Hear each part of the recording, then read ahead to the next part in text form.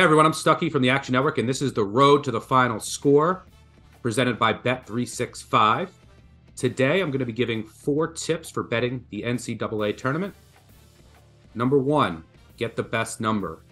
This is always applicable, but I wanted to stress it again before the true madness begins. I promise you it will add up over time. So have a couple different betting options. If you don't have a Bet365 account, make sure you go and sign up for one.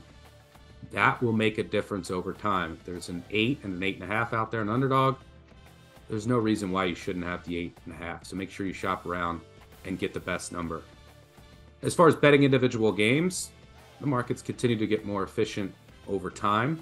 But I think that there's still some edge out there when it comes to deciphering the individual matchups. For example, is there a team that plays a lot of zone on defense? Okay, well, how does the team that they're playing match up against zone? There's a ton of analytical resources out there. We at Action Network will have you covered for every game throughout the tournament, so make sure that you check us out there to get more insights into each individual matchup. Number 3, keep your bracket separate. Your bracket should have no bearing on your individual bets. If we get to the Elite 8 and you have a team advancing in the Elite 8 in a particular matchup, but you like the other team betting-wise, they're completely separate entities.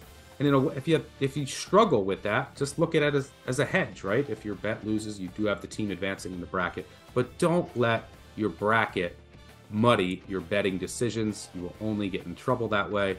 Which leads me to my 4th and final tip. As always, make sure you bet responsibly. You don't have to bet every single game throughout the day. There's no reason why you should dig yourself a hole by overextending, and then you end up not enjoying the weekend. So make sure you don't bet over your head. And also, look, you have a bracket. You might be in some other contests where you have action on the game. And keep in mind, you can always look for live opportunities, right? If you kind of like a team, but you don't love the number, maybe a better number will pop up live throughout the game. So you have a sweat in and of itself hunting that number, or a perfect situation for you to jump in and bet a specific team. Also, a reminder to visit Bet365 for all the latest college basketball odds and to enter their bracket challenge for a chance to win $10 million. Just click the link in the description and fill out your bracket today. So as always, enjoy the games, bet responsibly, make sure you get the best of the number, and dig a little bit into the matchups. Good luck on all of your wagers, and enjoy the tournament.